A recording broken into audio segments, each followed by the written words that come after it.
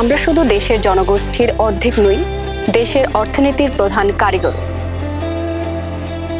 আমাদের হাতেই ছিল জুলাই অভ্যুত্থানের জীবনকাঠি। যখন সবাই ধরে নিয়েছিল আন্দোলন শেষ, ঠিক সেই মুহূর্তে আমরা এই মৃতপ্রায় আন্দোলনকে জীবন্ত করে তুলেছিলাম।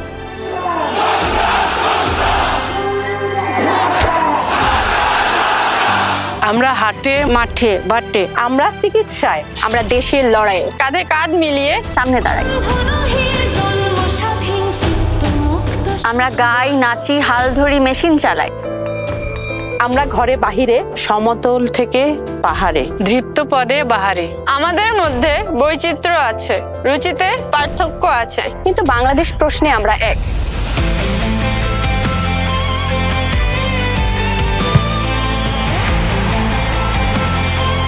আমরা এক হয়ে ঠিক করব কেমন বাংলাদেশ চাই। এবারের ভোট কিন্তু দুটো। একটা হলো পার্লামেন্টে কারা যাবে সেটা নির্ধারণের, দ্বিতীয়টা অর্থাৎ গণভোট হলো ভবিষ্যতের বাংলাদেশ কেমন চাই সেটা নির্ধারণে।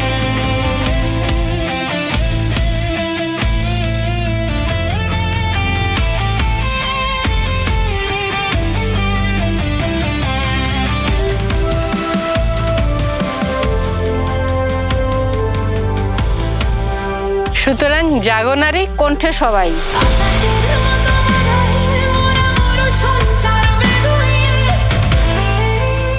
দেশের চাবি আমাদের হাতে। দেশের চাবি আমাদের হাতে।